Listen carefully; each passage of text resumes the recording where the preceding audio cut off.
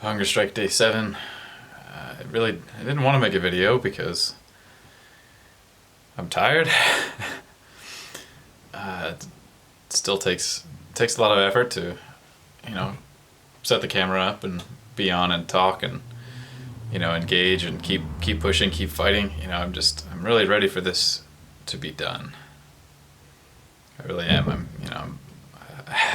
Last night I didn't sleep very well, but when I did sleep, I was dreaming about food. It was weird because I thought it was real, and I woke up and I was like, no, I didn't make it. Like, I broke my fast before I didn't finish. And then I realized, like, oh wait, no, that didn't actually happen. And I was really relieved. As stupid as it sounds, maybe, but yeah. So tomorrow night I plan on breaking my fast. We'll see how things go with the protest tomorrow. The protest at the university council meeting to encourage Aberystwyth University to divest from fossil fuels and hopefully invest in green energy. But that's the big action for tomorrow. I've also got my poetry class tomorrow, which I'm looking forward to because we have a guest poet coming to workshop with us. So I think that should be a good time. And I'm hoping that it's something that's, kind of light and kind of fun. I think that'd be nice. It'd be a good way to sort of end my fasting time, even though it's not, being on the front lines and being an activist. After that, I'm going to go to the Tesco and buy some groceries that I'll want for the week and come home and cook and hopefully eat enough. I'm kind of curious to see what's going to happen in terms of, am I going to have a big appetite, or am I going to eat just a little bit and feel sick or not feel like I can eat anymore? Because I don't want to stuff myself right off the bat, but I think I'm gonna have to fight that urge that I'm just gonna really want to eat and eat and eat. So we'll see what happens tomorrow regarding how much I eat, how much I can eat, and how I feel. But yeah, a lot of good stuff's coming out of XR right now. Lots of emails, lots of messages, chats. People that are sticking it out.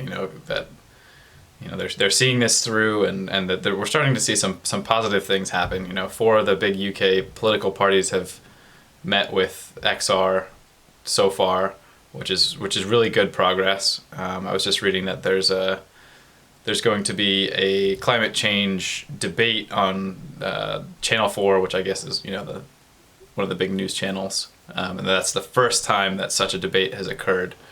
And then there's news about the 12 days of crisis is what they're calling it, which is the 12 days leading up to the December 12th general election for all of the parliament members here, which is obviously a huge deal. So we're going to keep being disruptive, keep drawing attention, keep letting the world know and letting the politicians know that this matters to people. This matters to hopefully to everyone, and that they need to pay attention and they need to address this like the emergency that it is.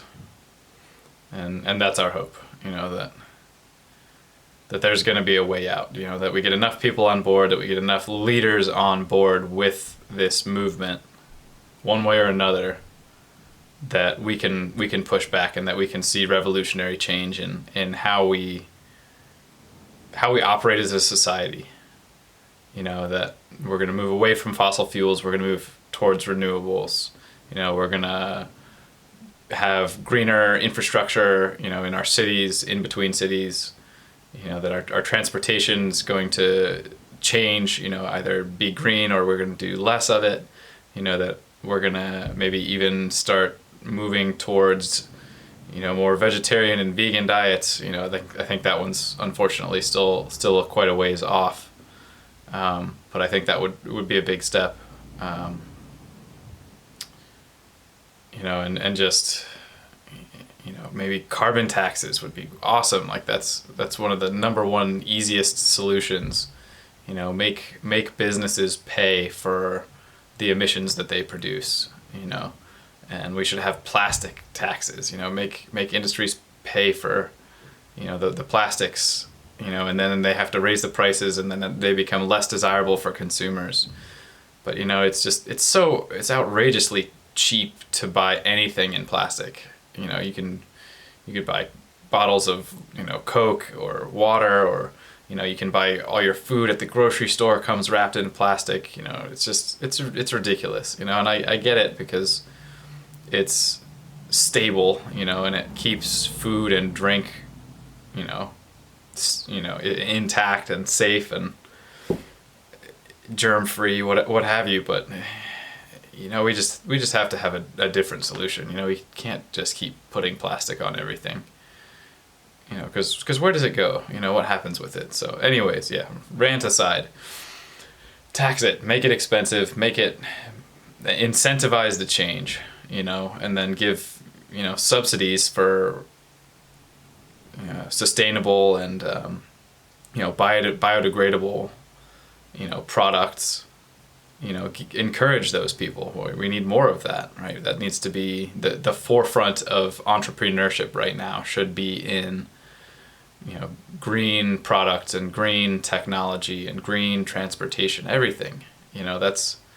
But that comes from above. It comes from above in the sense that government has the power to tariff and regulate and tax.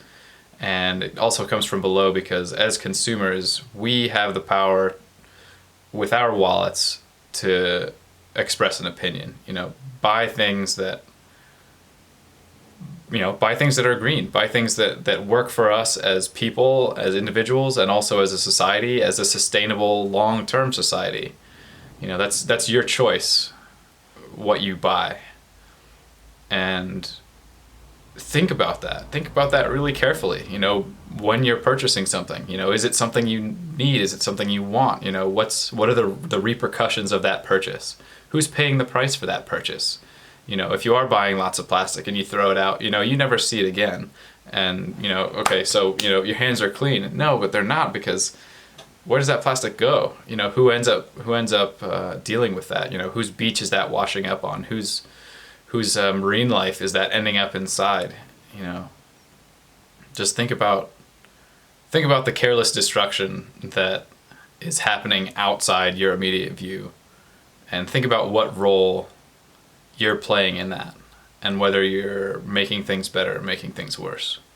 I'm not trying to judge anybody. I'm not trying to make anybody feel super guilty, but I am trying to make you feel like you have a responsibility you need to exercise, because we all do.